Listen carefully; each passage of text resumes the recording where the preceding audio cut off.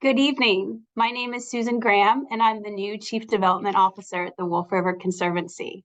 I'm still very new at the Conservancy, and there are so many donors and volunteers I have yet to meet.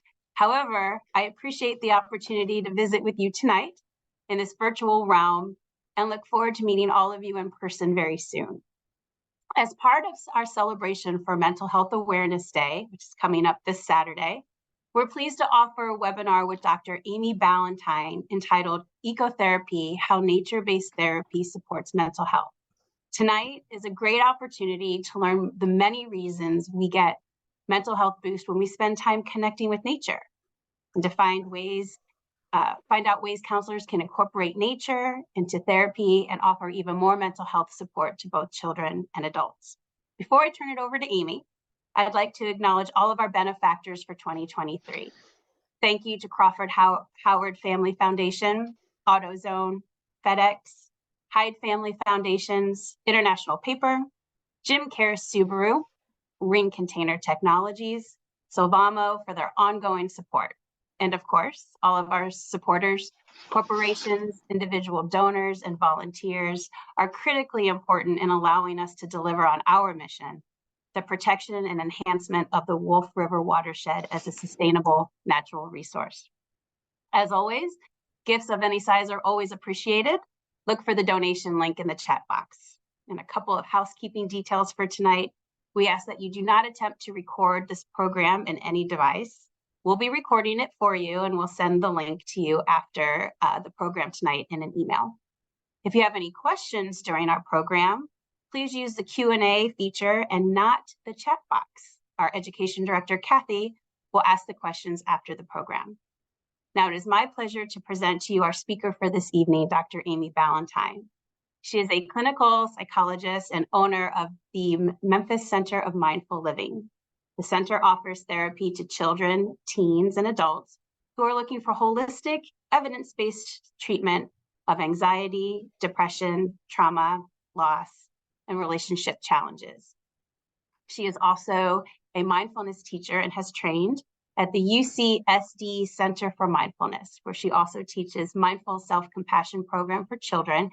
She has co-developed with fellow teacher Lorraine Hobbs. They are also the co-authors of the Self-Compassion Workbook for Kids. She is passionate about addressing the mind-body within ecology and the local landscape.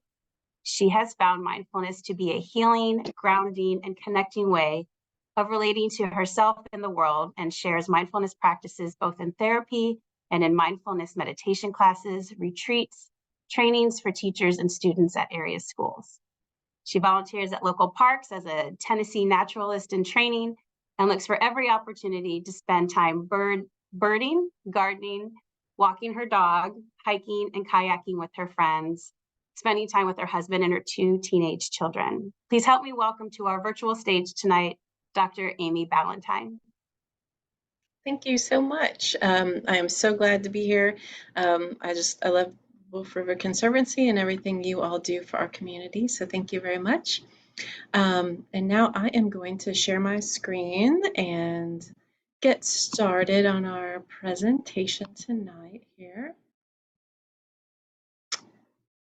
Right, here we go. So I am gonna assume that I am sharing now.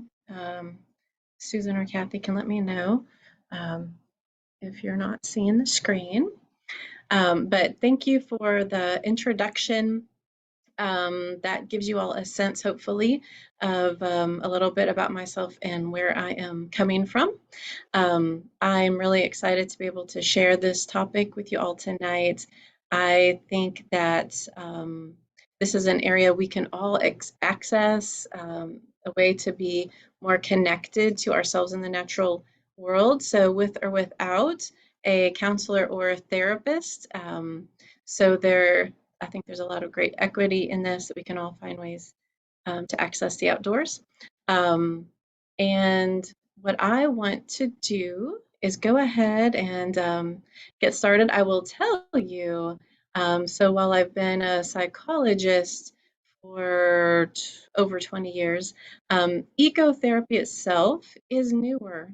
to me in my practice. So, um, so I really made the connection with this at the beginning of the pandemic. So it actually wound up being great for me in my mental health, and so I wanted to share it with other people.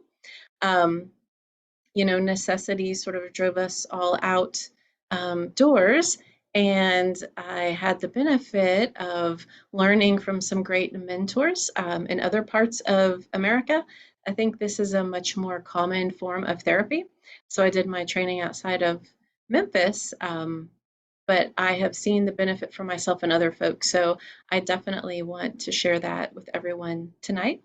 And I would love to be able to start with this quote from John Muir. So, a lot of you may know of him as one of our great American naturalists, one of the founder of the National Park System, co-founder of the Sierra Club. And he says, I only went out for a walk and finally concluded to stay out till sundown, for going out, I found, was really going in. And I think this is a beautiful introduction to ecotherapy and what this means. The truth is that we are nature, we are part of the natural world, and yet in our modern life, we are very disconnected from nature. Oftentimes, we view it as a separate entity. We'll talk about going outside in nature and feel very disconnected from the natural world. And so the reality is there's a lot of negative health consequences for us as a result. And so what we aim to do tonight is to give everybody an introduction into what this could look like when we are much more connected with ourselves as natural beings, ecological beings, and practically what this could look like to get started in some nature-based or eco-therapy for ourselves. So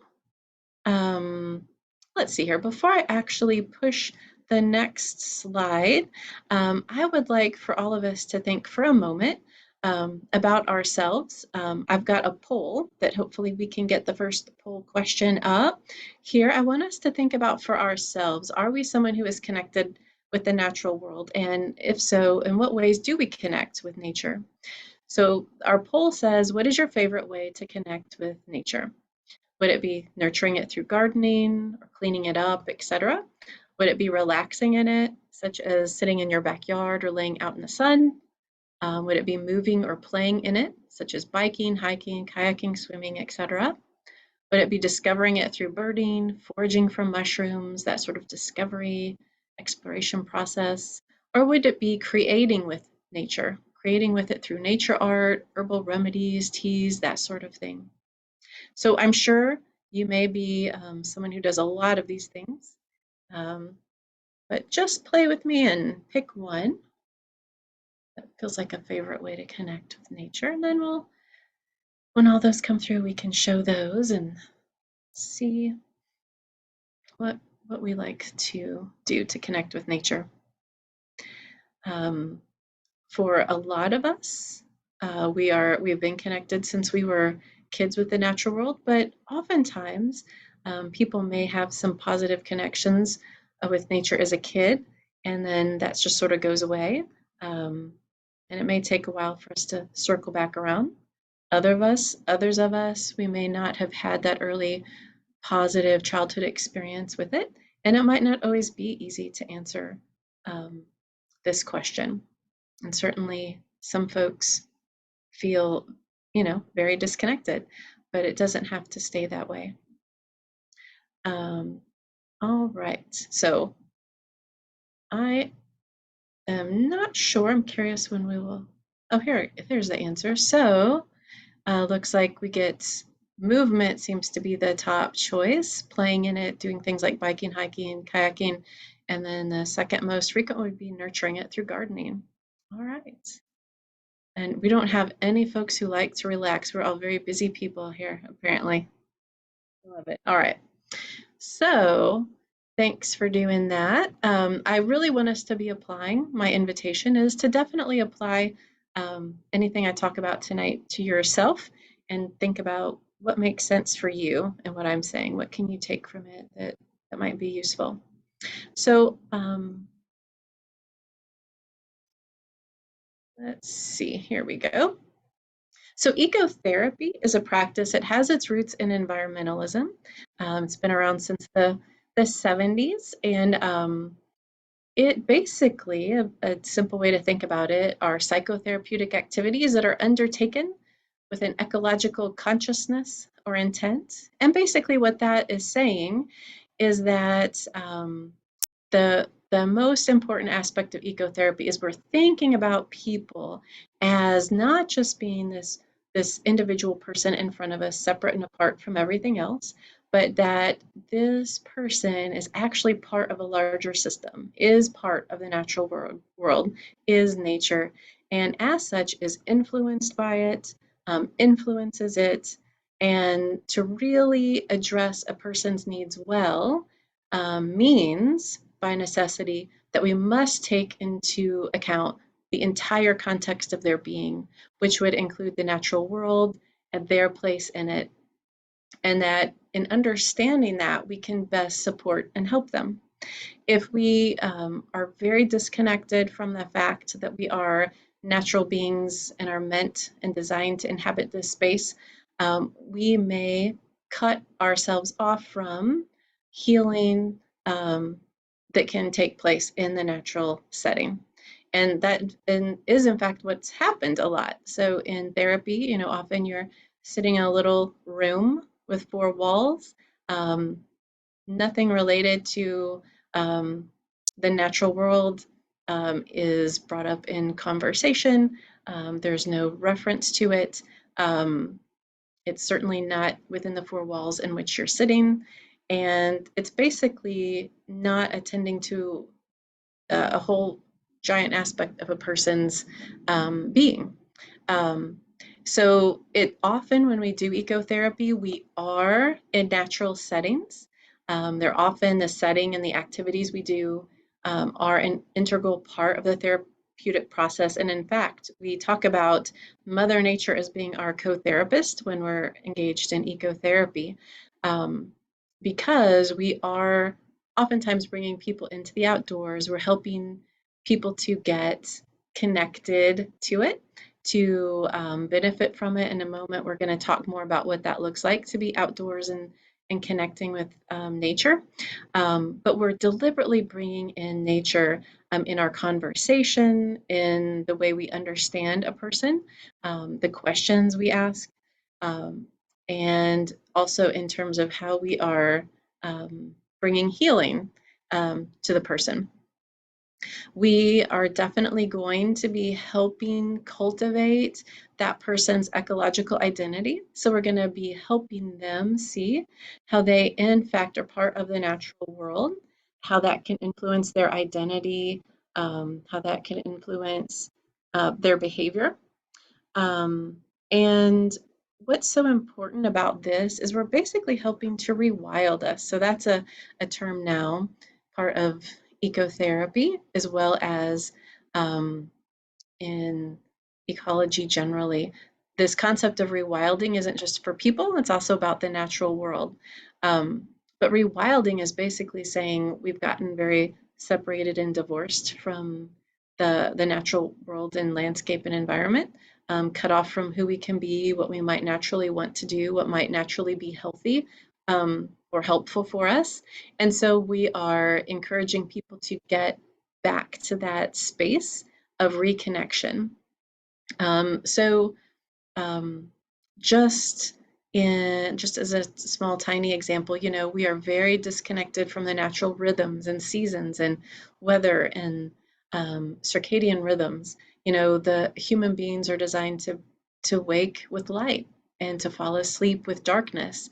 But now, of course, we have all this technology, all the lights, and so we're staying up all through the night and then sleeping into the day. And we're doing a lot of things that actually work against our natural rhythms. So we do have, these alarm clocks, which, it's the sun, right? And the birds chirping. And a lot of times these ways in which we are working against the natural environment makes a lot of challenge for us a lot of times. Like, for example, with sleeping. I work with a lot of folks with insomnia, and a piece of it is the way they are so bombarded with sound, with noise, just with late schedules, people working night shifts, that sort of thing, staying up late on screen. And that's just one tiny, tiny example. But in so many ways, we aren't working with the environment to support us. We are actually working actively against it. And the reality is it has consequences. But if we don't think about that, and we don't realize that that could impact us, we're going to ignore a whole piece of the puzzle, right? So it's also important to know that ecotherapy can be integrated with any number of different therapeutic approaches. So, for example, I also do practice cognitive behavioral therapy. So I certainly can take people out in the natural world and might be working with them on anxiety and depression symptoms and with some of their thought processes using cognitive behavior therapy, but I'm also bringing and weaving nature into it. I also find that the mindfulness that I do, those approaches, that I integrate that in with therapy. And so we'll do with ecotherapy, and we might do a lot of meditation and yoga and movement, mindful practices in the outdoors. Um, and so there's a lot of specific types of nature-based therapy that can be done that maybe you've heard of before. Ecotherapy is this giant broad tent. But let's see, for example, equine therapy. Some people work with horses and integrate that into therapy. That can be considered a type of ecotherapy. Horticulture therapy. So people will bring folks out into gardens and work on cultivating gardens and helping them feel connected with the earth and get a sense of nurturing and caring and meaning from working in gardens with horticulture therapy. Forest bathing, that's another one. And I think that is really just a beautiful example of integrating mindfulness and connection with the natural world. And I've taken people out and done some forest bathing, which involves basically, thankfully not actually taking a bath or anything like that, but actually just immersing yourself in the natural environment, immersing yourself in forest.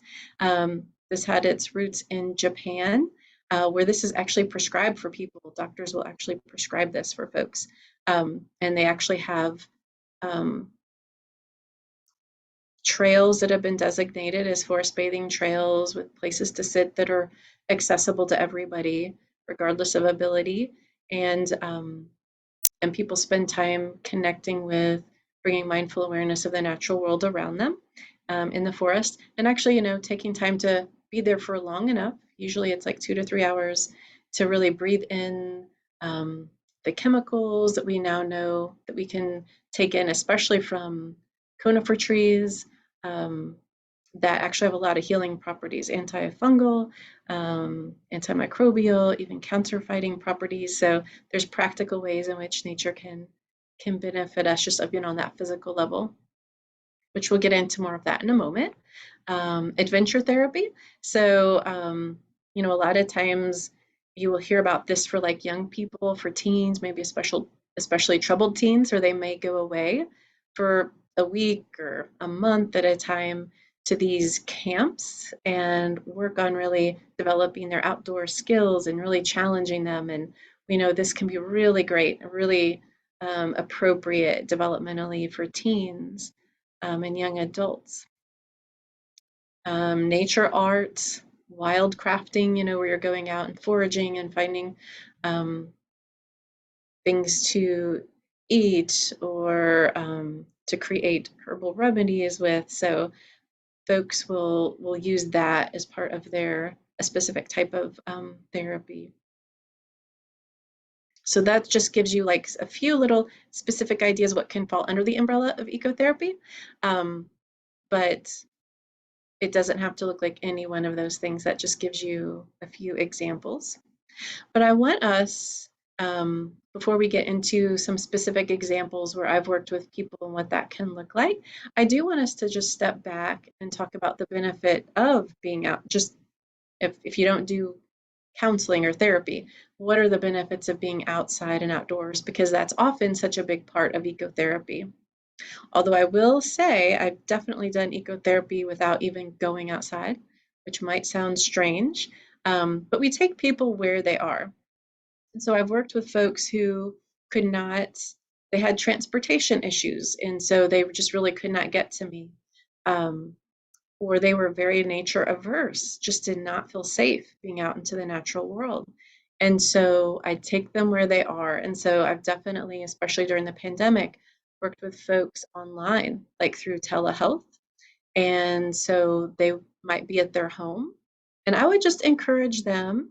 I don't know if any of y'all can connect with this or not, but some folks, whether it's that they're just not living in a safe space, because of violence, or they just have very little experience being out in the natural world and they just really don't feel safe. Um, Finding ways for them to find those spaces, even if it's just their front porch or back porch. Sometimes, in some cases, just looking out their window and trying to encourage them to connect, to be aware of the natural world and what is happening, and where there could be positive things to note or look at. And if you really don't come from a family system where that's valued or could ever be thought of as a helpful or safe thing, you're not going to attend to that part of your world. And so I've been able to work with folks who, with that sort of guidance, could then find what could be good or safe or connecting in their natural world around them, whether it was just looking at the sky or out in their backyard. And I had someone ask me if it was actually safe to put their bare feet on the ground, like on grass. Like they really hadn't done that, and it did not feel like that should be a safe thing to be able to do. And so like we did that together. We finally met in person, but it started with actually just getting them to look out the window and actually appreciate and see what was good about the outdoors and the weather, and to actually note that there were birds in her yard. And haven't yet gotten her to like feed the birds or anything, but we're making some steps. Um, Also, we can, even before we get outside, honestly, the way we bring the outdoors in can make a difference. So one of the rules I have in my office is that all the clinicians, they have to decorate with nature. So whether it's photographs or art or actually bringing plants in, we know the research is actually clear that people react and respond well to even nature in art or in decorations. Natural colors evoke more calm, regulated responses. We have lots of windows in our office. We know that that is helpful for people, because the truth is we regulate ourselves to the natural environment, to the natural world.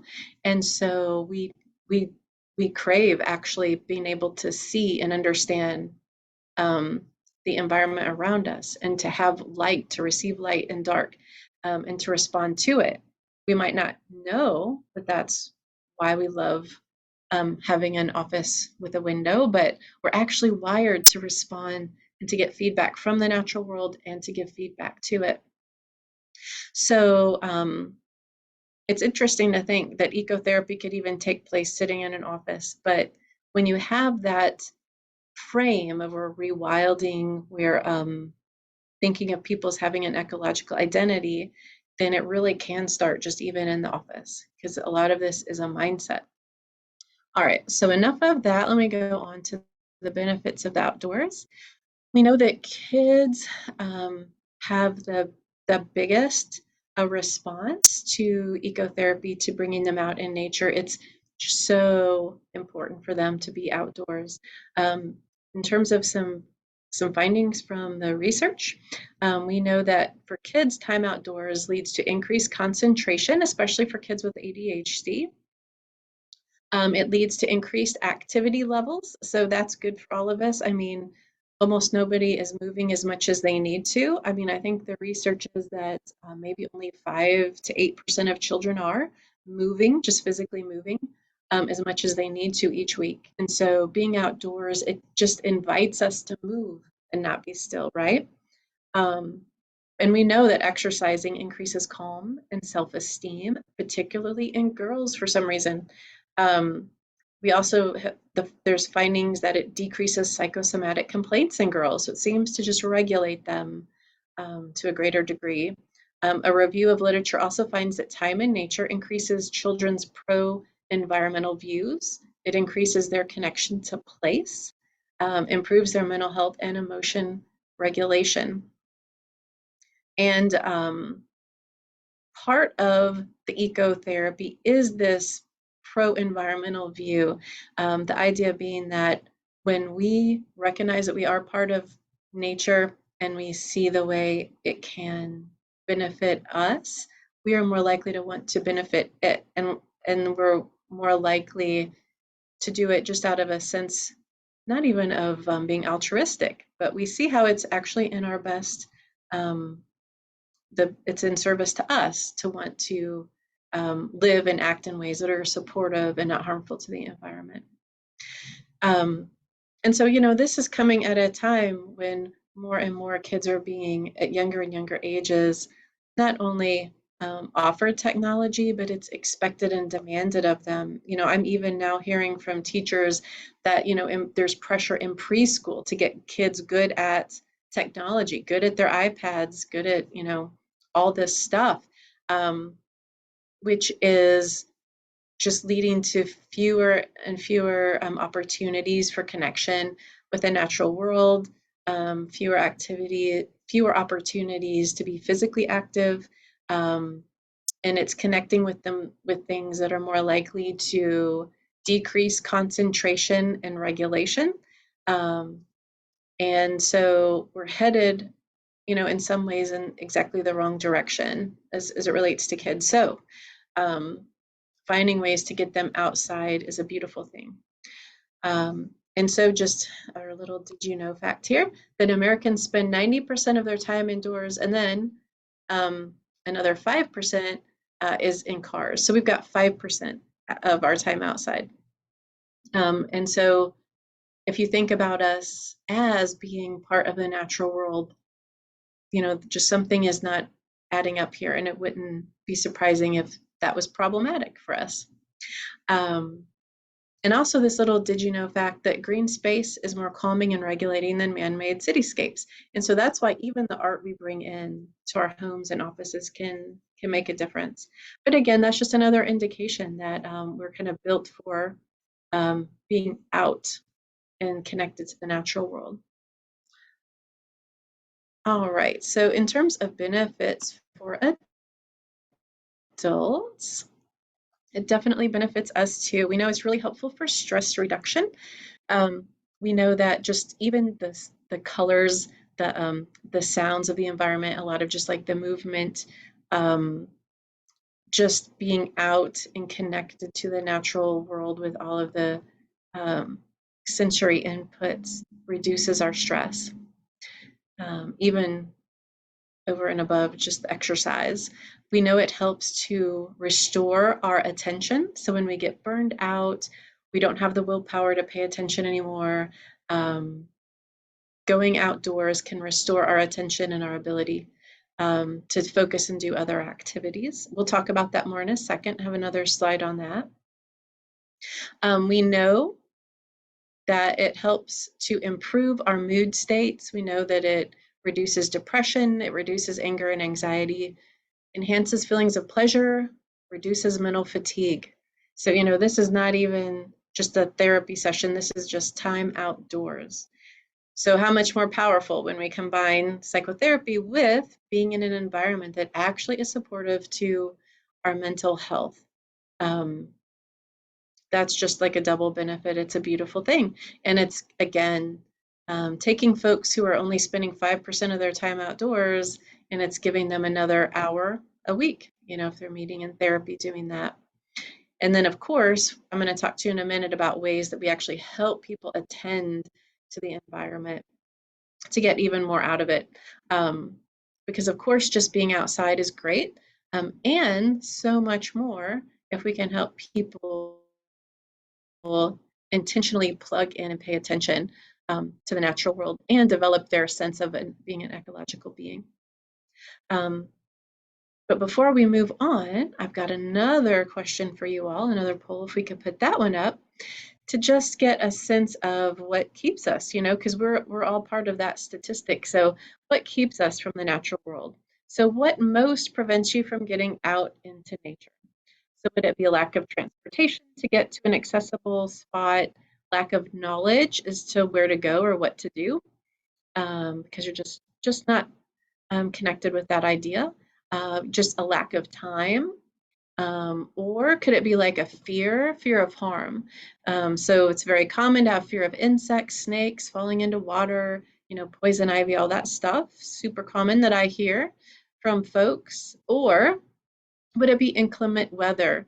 It's like, oh, it always feels like it's too hot, or it's just too rainy, or it's too windy. And it feels like it's never the right sort of weather quality to inspire you to get outside. And it could be a lot of these things, but let's all just pick one of those. And maybe you get out a lot, but what could keep you from getting out even more? And I will say all of these are things that when I talk to folks play a role for them. It keeps them from getting out more than they do.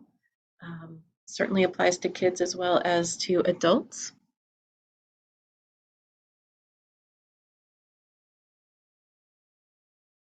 And that's actually one of my roles, is to help with this. Okay, so it looks like, wow, just two things, time and then the inclement weather.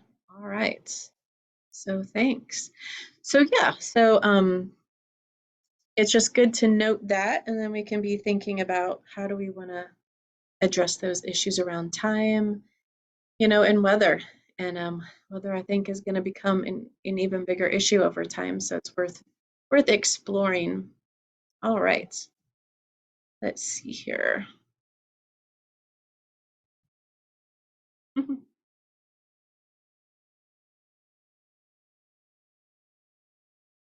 There we go. All right, so I had a whole slide because I think it's so important. I talked to you about how we can have attention fatigue, and going outdoors helps with that. So nature combats attention fatigue, which is a state that leads to poor willpower, burnout, and stress. The brain responds to nature with what's called soft fascination. The gist is that natural environments are just stimulating enough to gently engage the brain's attention without unhelpfully concentrating it. So, you think about how screens can really focus us in, zero us in. That's all we notice. Or, maybe a book does that.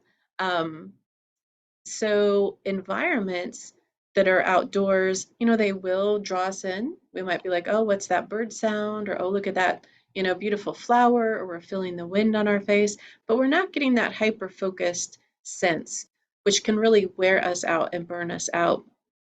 And so getting outside and just going on a walk, or just sitting on our back porch, or watching the birds or whatever, is what our brain needs. The truth is, our brain needs all these different ways of using its energy. So it needs sleep, just time for sleep. It also needs time that is focused and connected.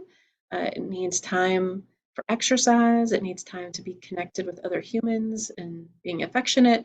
And it also needs this just sort of more like downtime, where you're not really trying to do anything in particular, but you're just kind of being aware in a gentle way, not in a hyper-focused or hyper-vigilant way. So, sitting on the porch, just watching the day go by really is doing something that we need. And a lot of us have lost this sort of art. And we often might feel like, and it sounds like we've got a busy crowd of people who like to be active on this webinar tonight. And so a lot of times we can feel like we're not being productive, or we're just too busy to even contemplate how to spend our time. But this is actually super important. And if you have kids in your life, it's actually super important that they see grown-ups doing this. And so they can start to value it too. Just this downtime, this um, being out, not doing anything in particular, and just connecting and being curious and seeing what maybe the outdoors is inviting us to do. All right. So let's see here. Ecotherapy in action. I want to talk to you a little more detailed about what this can look like. And again, it can look like so many things. So there's one way to conceptualize it is level 1 and level 2 healing. So the first one, level 1, this is a little more, I guess, superficial, a little more human-centered. Remember that in rewilding, we're wanting to reconnect us with the sense that we're part of the natural world. And so the idea is that it's a reciprocal relationship, that we are not only recognizing how nature can be of value to us, but also how we can be of value to the natural world and are part of it. But the level 1 stuff is a little more human-centered. It's focused more on an I-it relationship, like us doing something to nature or getting something from it. So just think about nature recreation. So, we might go out on a run or swim, just do an activity for fun, a sport, soccer. So we're outdoors, but we're not necessarily trying to connect with it. It's just that our activity that we enjoy doing happens to be outside, but at least it is getting us outside. We're getting the benefits of being out, in the sun with the vitamin D, getting all the great chemicals from the trees, essential oils, that sort of thing. We're moving, we're getting that benefit. Um, we're getting the benefit of, the colors and the beautiful sensory inputs with that soft fascination. But we're not, this is a little less about connecting. Um, Nature education comes into play here. And so certainly this is a piece, all of this is a piece of what I might do. I might be outdoors, moving, walking, hiking with somebody. I might be teaching them more about the natural world. I certainly do that. And that is a way to learn more, get a little more interested in the environment. Let's see, yeah, gardening. So gardening can fall into this. Say we're growing our own vegetables and or just whatever, plants we want to do. And maybe it's a little more about, kind of what we want to do. And it's an activity that we're engaging in for fun.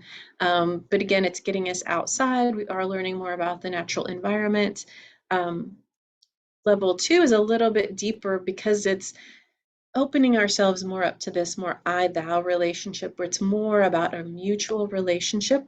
We are more intentionally looking at connecting with the natural world. So this might be an example of this is I might help folks with developing a sit spot where they go outside to a regular place, every day and sit and notice and bring awareness to the natural environment and see like what are the changes over time, and get really curious about the natural world and try to connect to it. We might put in here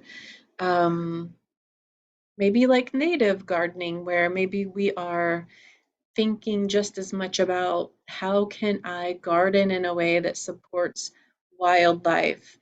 How can I put in native habitat that I know is needed for the insects and the birds and everything. So we're deliberately going out there to do something we love, but we're doing that in a way that is giving back. Um, Also, I would put in here trying to like learn from the environment. We might be getting very interested in what can I learn about myself? What can I learn that might be some important wisdom to me about how I want to live my life. We might put in here um, maybe even doing some advocacy work or cleaning up work. So like I've had one teen recently, he was very interested in cleaning up her neighborhood. So part of our session was actually bringing trash bags and cleaning up part of her neighborhood. And that was really meaningful and healing for her. So there's a lot of activities this can look like, and the level of it can look different just depending on the person and their needs and where they're at in their journey in terms of nature connection and their sense of being an ecological being. And now in terms of some elements that we might bring into an outdoor session. And again, ecotherapy doesn't always have to be outdoors, but I certainly like to do that. So I'm going to share a few elements, and the first one would be just getting oriented to the space.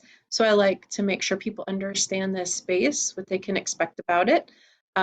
Maybe give them a little information, the type of forest it is, the type of animals and plants we're liable to see. I might connect them historically to the space, who's used the space, or if this is traditional native grounds, that sort of thing. That's number one. And especially to the extent that folks just aren't very aware of the environment, that's really helpful. And that gives them a connection to place, and they can locate themselves in that place and in that historical and cultural context. And then we might do some things that just kind of awaken their enthusiasm for the natural world. And so depending on if they're a kid or adult, I might do some of these little activities. I thought I would just share a few specific activities. So scavenger hunts are fun to do, especially with kids. Nature art, like we might make mandalas or collect things and create something with natural artifacts. We're actually going to be doing that this Saturday. I'll be putting a plug in here for, I hope everyone can go to the Wolf Rivers Mental Health Day. That I think is just an amazing idea. We're going to be making nature art bracelets with some elements of nature. We're going to be bringing in flowers and berries and all that sort of thing. So I hope y'all can attend that. But my center will have that there.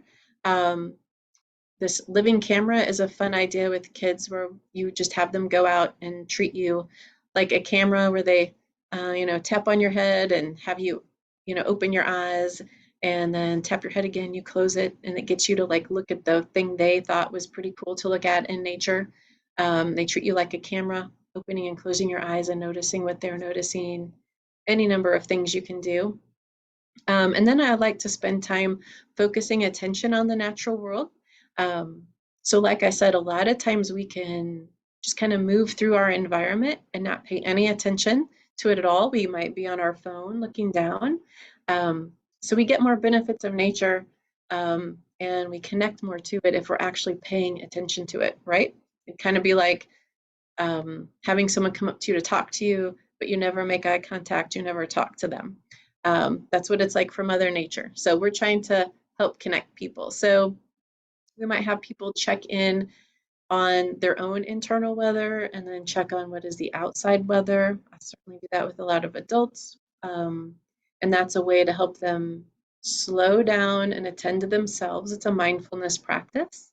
We might do mindful walking. So that's a form of meditation that's bringing attention to the body in motion.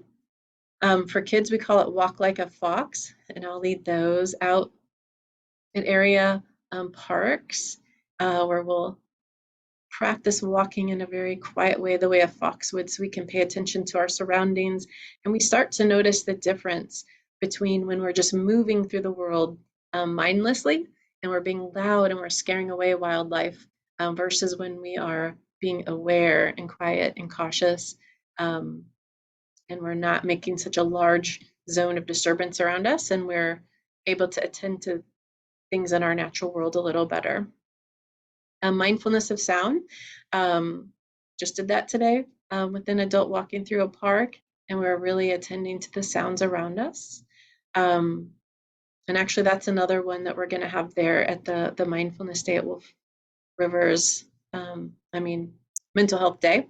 We've got a sound scavenger hunt for people. And then, so once we've helped people to slow down, to pay more attention to the natural world, to be enthusiastic, to maybe learn about it, then we might also have some other direct experience to help them, because they might be coming to us wanting to get help with a particular thing. So, I've worked with women who were traumatized, who've been abused, who are having trouble asserting themselves, feeling comfortable around other people, making eye contact, talking with people. So we might do something like looking around for animals or plants that really represent the sort of attitude they want to be able to bring into to their life, whether it's confidence or openness to other people. And we'll actually practice embodying that, like trying to act like that animal, talk about what we're learning from that animal, walking around and interacting in that way. We might do, you know, being curious about what lesson we can learn, and just kind of like listening to answers from, this talk with a tree exercise, or it might help us to connect with other people in our life, kind of doing some projecting and talking and listening for what they have to say to us. I've certainly used this a lot with people in bereavement, who want to be able to pick like a tree or an object that reminds them of their loved one and have conversation and help to process. And a lot of times it's a really helpful way to be able to release affect, to express better. I just find that a lot of times, nature in a very helpful way will just kind of provide what is needed in that moment for us to respond or react to offer a good metaphor, or to allow us to connect in a way that sometimes we just can't when we're in a little office space. We get a little bit stuck in our emotion, and nature sort of invites us outside of ourselves, gives us more to respond to. I just find it to be really, really helpful. There's a lot of wisdom there, in the world around us if we attend to it and listen to it. Also, like I said, it could be an opportunity to give back through caring for the earth in some way.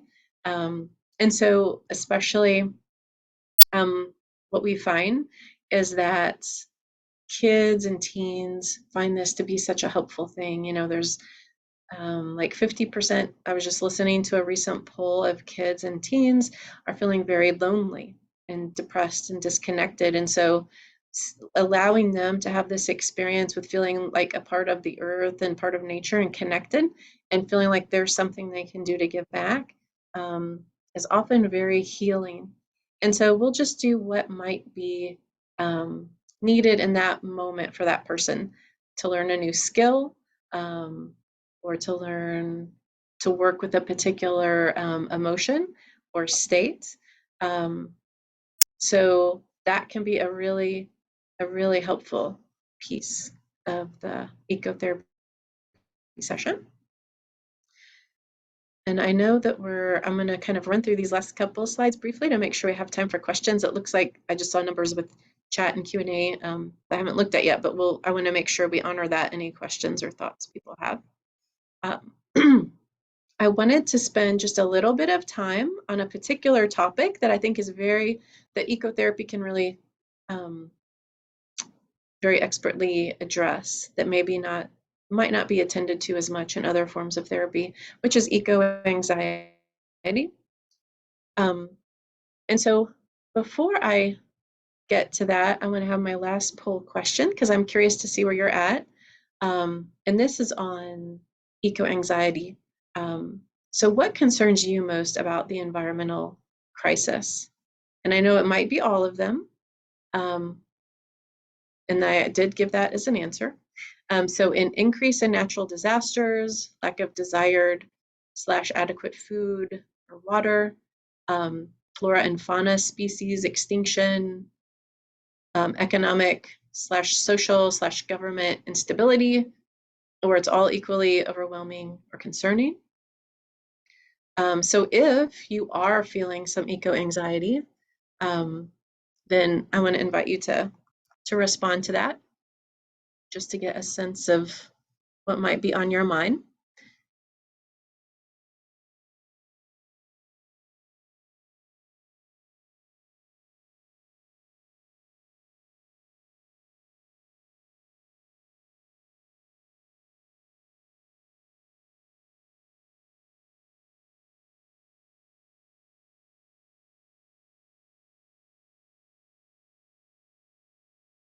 All right, so yeah, so over half of you said it's all equally overwhelming or concerning. And then species extinction and increase in natural disasters. Yeah. So thank you for responding to that. Eco-anxiety is described as the chronic fear of environmental cataclysm that comes from observing the seemingly irrevocable impact of climate change and the associated concern for one's future and that of next generations. So, that is an increasing part of our emotional life and world. And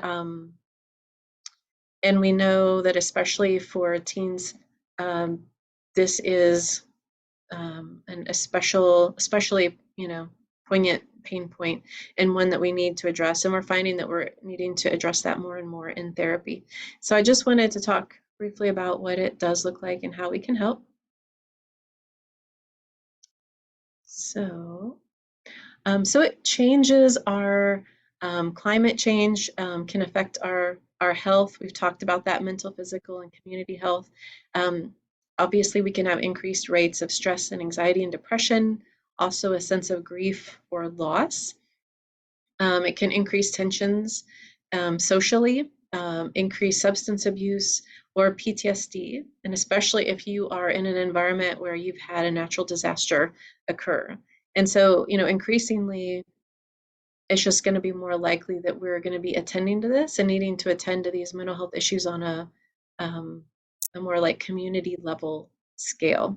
So having community level interventions is important. And so I think that is one of the great things that Wolf River Conservancy is doing with this Saturday is being able to give access to some resources to like the population at large. And I think attending to this eco-anxiety is going to be an important piece of that. So we know just as our physical health is impacted and our community is impacted, that's just going to put more pressure on mental health concerns. And so how to address that in therapy. Number one, we want to acknowledge the reality of the problem, minimizing this. No one will believe us. And also, it doesn't allow us to address the person's concern and validate their concern. And that's just very important to be able to do. We can't deny it. We're past being able to do that to be of help to people.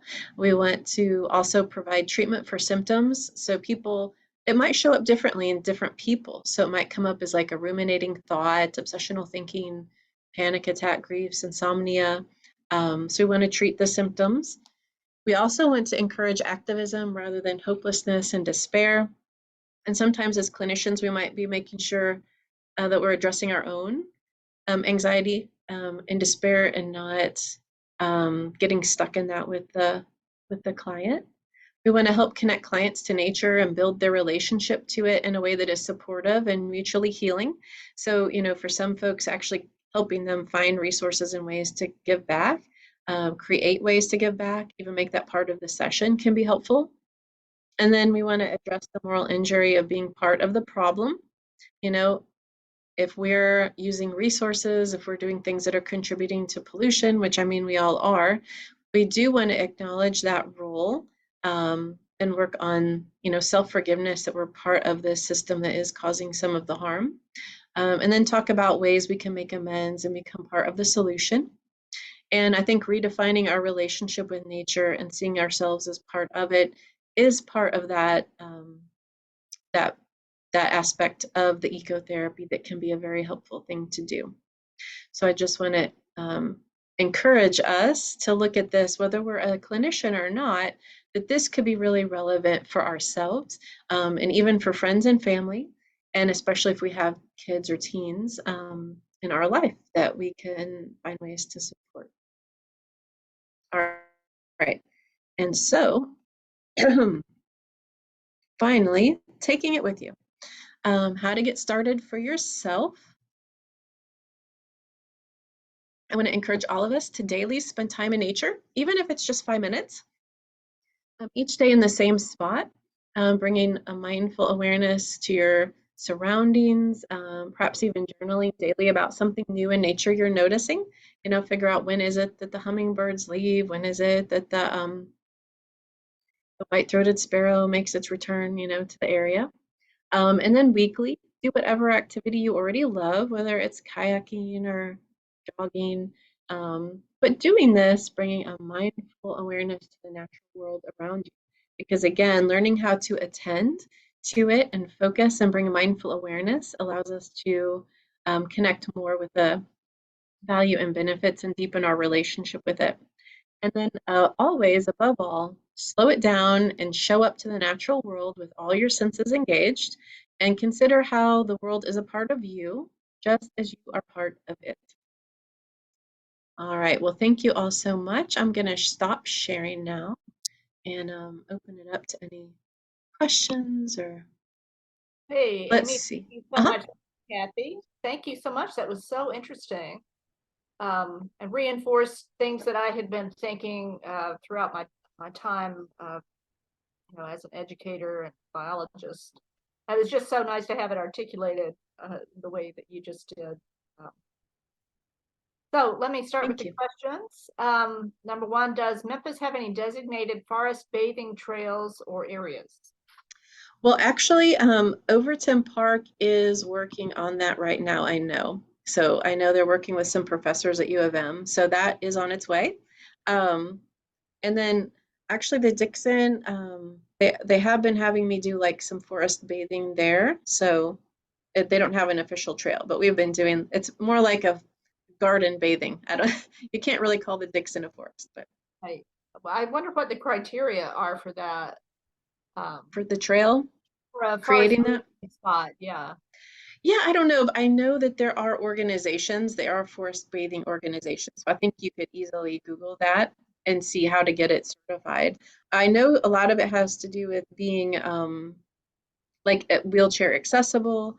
You know, there are accessibility issues and places for people to sit at certain intervals. And I don't know if there's requirements around this sort of land, but I would love to see Wolf River look into that. Well, yes, of course, I was just thinking that. I guess Yeah. my main question would be whether if forest bathing has to be solitary because the greenway gets a lot of use in some areas. Yeah, no, I mean, certainly forest, like having forest bathing guides with groups is something that regularly happens. So, Okay, well, that is something we should definitely explore. Okay, next question. It seems like many of the issues people have today that lead to mental health concerns are due to large systemic problems or being alive in late stage capitalism.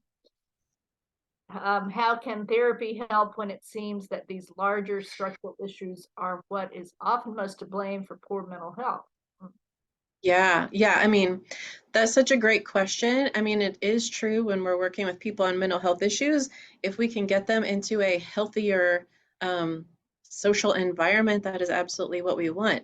But the truth is, we work with people all the time living in very difficult circumstances, living in trauma, in difficult family systems, like you name it. And so it's not ideal, but it's what we have. And so the truth is, we can give people and do give people tools and ways of doing their best to relate in the healthiest way they can to themselves and their environment. And I think also to, help empower people because we do have such helplessness and understandably so that we sometimes kind of give up on trying to impact the bigger system. And so I think there's just so much room for encouraging people to take action. I mean, a lot of what we're dealing with is just such, helplessness. It is a big deal. So I think it is true. We have to acknowledge that. But I mean, it's either that or we give up, and I'm not ready to do Okay, that's a great response.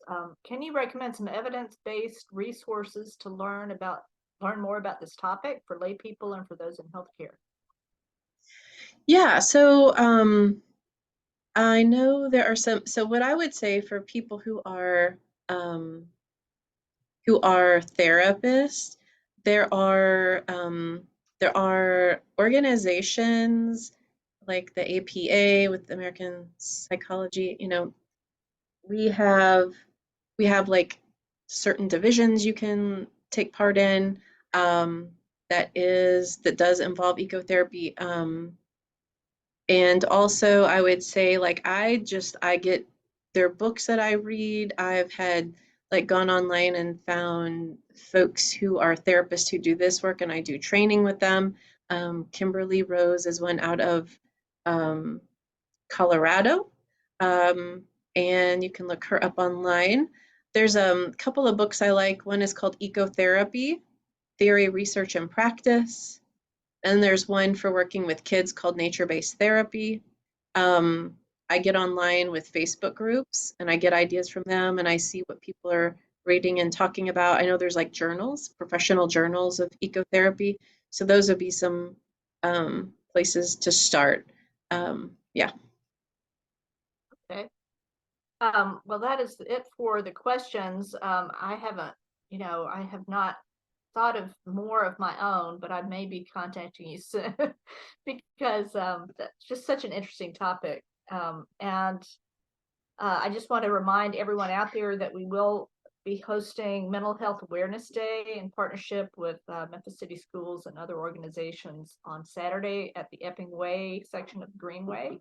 And I think Amy will not be there herself, but her team will be there. Is that correct? That's correct. Yeah.